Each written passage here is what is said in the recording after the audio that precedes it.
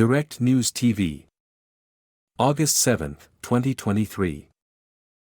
Muslim homes, shops bulldozed, over 150 arrested in India's Haryana. India. Abdul Rashid says police locked him in a bus as a bulldozer demolished his shops in India's northern Haryana state, where a Muslim-majority district saw communal clashes last week. "I was heartbroken. My family and children depended on the rent we received from the shops.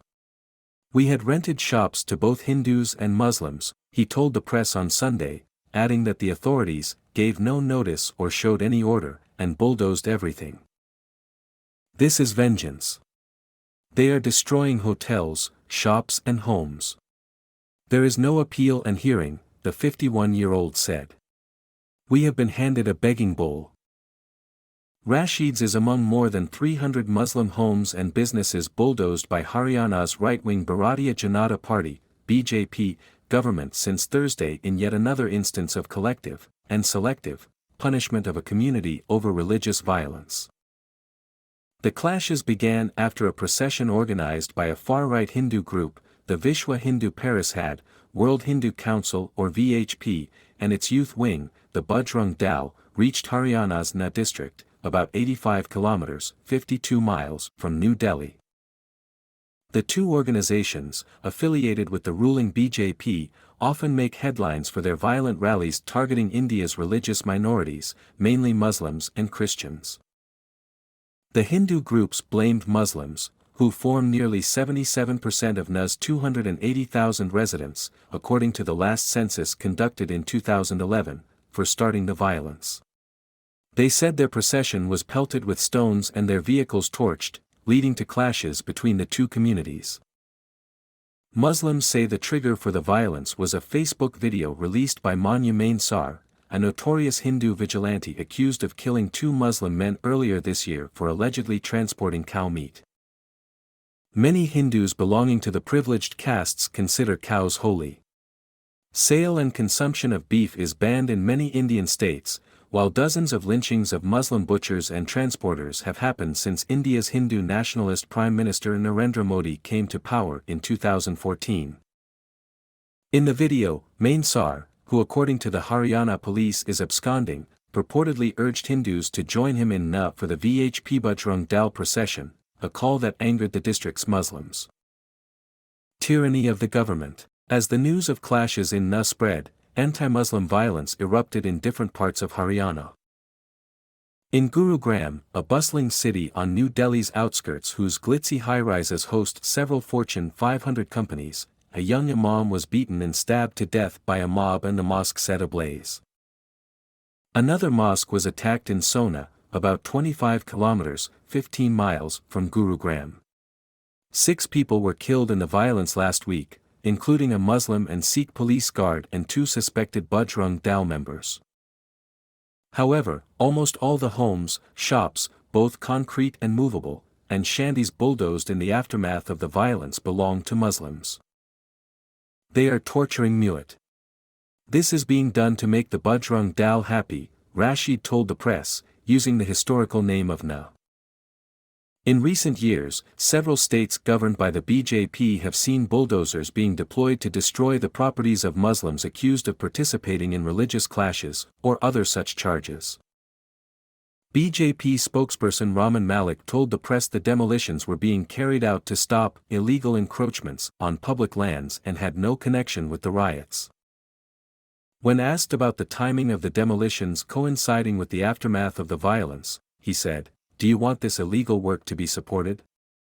Look at these two things separately."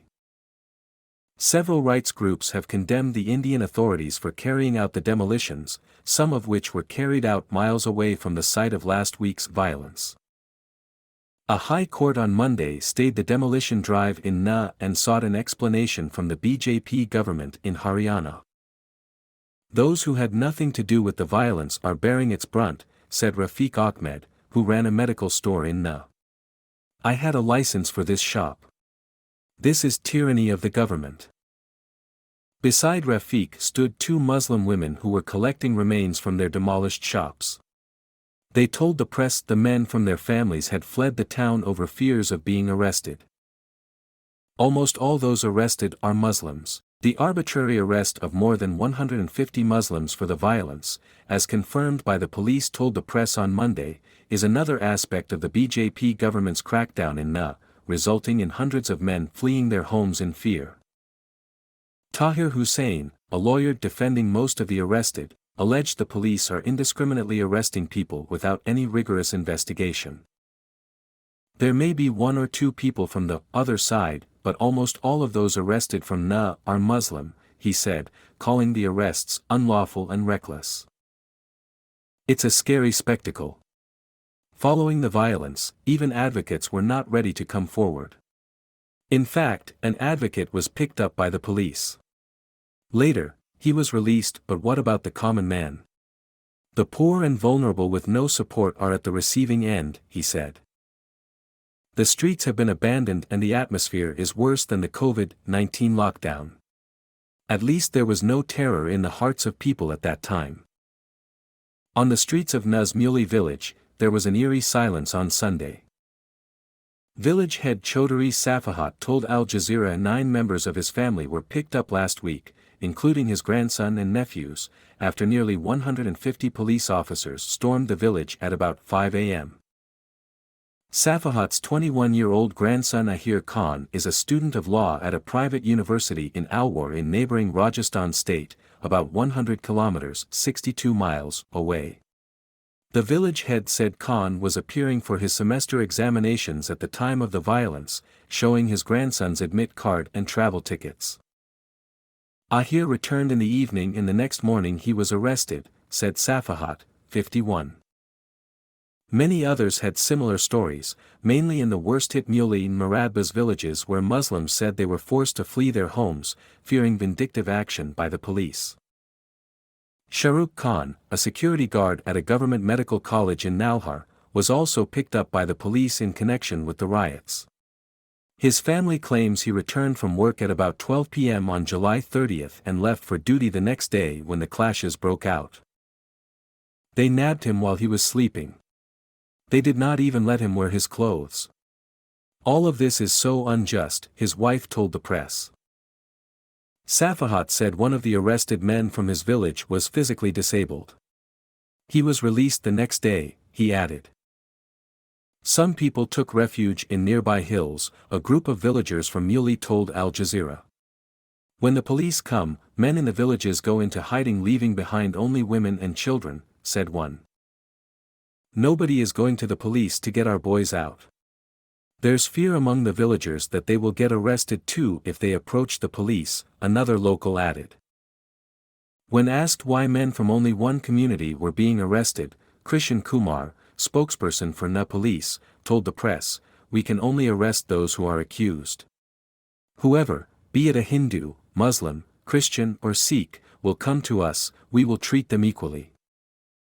Prominent Muslim parliamentarian Asaduddin Owaisi said the BJP government in Haryana is protecting Main Sar, the person accused of killing 2 Muslim men in February, and all Hindutva, Hindu supremacist, organizations.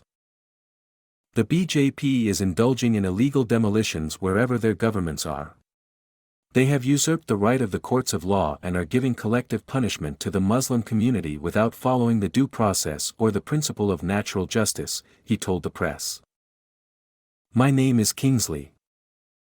Please like, share, subscribe and hit that notification bell so you can be the first to be notified whenever we post. You won't regret it.